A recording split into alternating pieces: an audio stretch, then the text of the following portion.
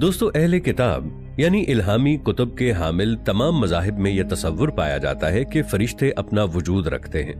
अगर हम तारीख का मुताला करें तो हमें पता चलता है कि मुसलमानों, ईसाइयों और यहूदियों के मज़ाहिब से बहुत पहले एक और मजहब आबाद था और ये मजहब ज़रतुश्त के नाम से मशहूर था।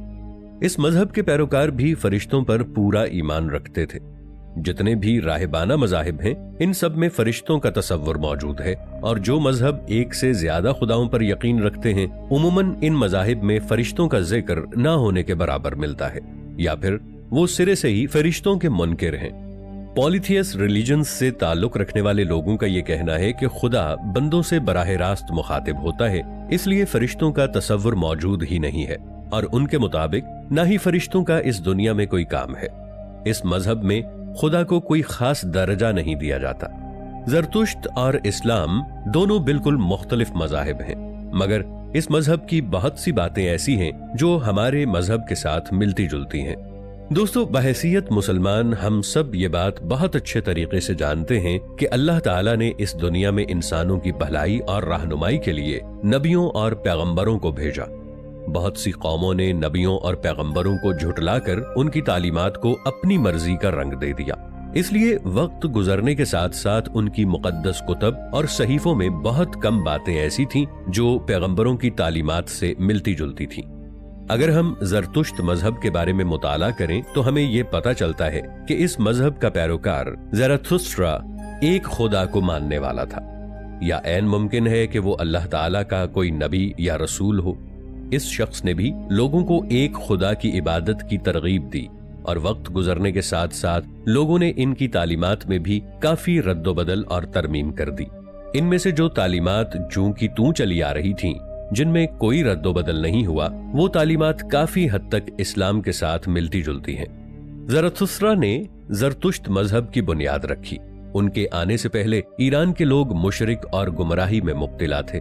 इन लोगों ने अपने मुख्तलिफ खुदा बनाए हुए थे, यानी बिजली, तूफान और बारिश की पूजा किया करते थे। मगर इस शख्स ने ईरानियों को एक अल्लाह की तरफ बुलाया और तौहीद की दावत दी।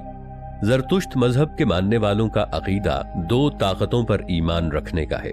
एक ताकत नेकी का खुदा है, यानी कि ऐसा खुदा जो बड़ाई के काबिल है, और एक बदी का खुदा, यानी ज़रतुश्त लोगों के अकीदे के मुताबिक इस खुदा की तमाम ताकतें बुराई के लिए बनाई गई हैं। ये लोग नेकी के खुदा को अहूरा माज़दा के नाम से पुकारते हैं, जबकि बदी के खुदा को अहरिमान कहकर पुकारते हैं। इन लोगों के अकीदे के मुताबिक नेकी के खुदा के साथ फरिश्ते होते हैं, जबकि बदी के खुदा के साथ शयातीन होते हैं।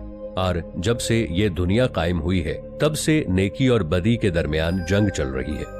उनके अकीदे के मुताबिक इंसान का असल सामना शयातीन के साथ नहीं है, बल्कि असल जंग अच्छाई और बुराई के खुदाओं के माबैन है। ऐसा कहा जाता है कि दूसरे अंबियाए किराम की तरह उनके ज़हूर के वक्त भी कुछ मौजज़ात रूनुमा हुए, जिससे ये पता चलता है कि ज़रतुश्त अल्लाह ताला के कोई पैगंबर थे, क्योंकि ये भी गैर मामूली खूबियों के हामिल थे। इनकी उम्र महज 20 साल थी जब ये दुनिया की रंगीनियों और रौनक से मुकम्मल उकता चुके थे। दुनिया की रग़बतों से उनका दिल उठ चुका था। मुख्तलिफ रिवायात से ये भी पता चलता है कि ये मुख्तलिफ गारों में जाकर गोशा नशीन हो जाते और कुदरत के बारे में गौर फिक्र किया करते।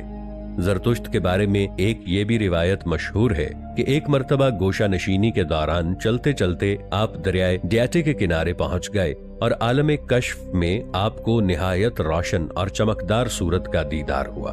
वो रोशन और चमकदार सूरत एक फरिश्ते की थी। वो फरिश्ता उनके सामने नमूदार हुआ और उनको पहनी हुई खिलत उतारने के लिए कहा। इस मजहब की किताब के मुताबिक वो फरिश्ता आपको लेकर आसमान की तरफ उड़ गया। कहा जाता है कि आपको अल्लाह ताला ने दीन की तबलीग के लिए चुना और कुछ मुफीद मशवरे दिए। इस मजहब में ज़रतुश्त और खुदा की इस मुलाकात को पहली मुलाकात कहा गया है।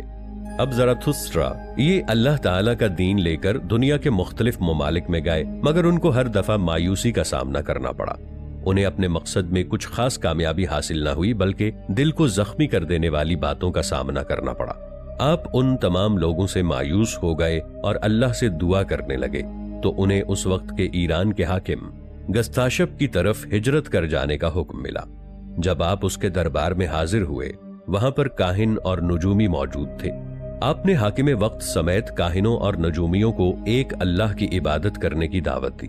वहां पर मौजूद काहिन और नजूमी उनसे बहसो मुबाहसा करने लग गए। आपने उनके हर सवाल का तसल्ली बख्श जवाब दिया और उन पर गालिब आ गए। वहां का बादशाह आपसे मुतासिर होने की बजाय आपको खूंखार नजरों से देखने लग गया और लोगों से कहकर आपको कैद में डलवा दिया। आप अभी कैद में ही थे कि बादशाह पर आपकी सच्चाई की हकीकत मुनकशिफ हो गई।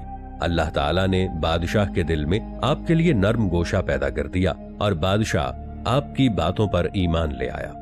अल्लाह ताला ने जैसे ही उस बादशाह का दिल ईमान के नूर से मुनव्वर किया तो उसको देखकर वहां पर बेशुमार लोग दायरा तौहीद में दाखिल होने लगे। इस तरह ईरान और तेहरान में ये मजहब निहायत तेजी से फैला।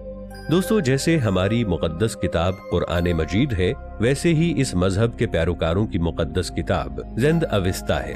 अल्लाह के ये नेक बंदे जब सेलोन के पहाड़ पर मौजूद थे, तब अल्लाह ताला ने उन पर उनकी ये मुकद्दस किताब नाजिल की और फिर वो उस पहाड़ से सिटी ऑफ शैज़ की तरफ रवाना हुए और यहाँ पर रहने वाले लोगों को इस किताब के बारे में आगाह किया।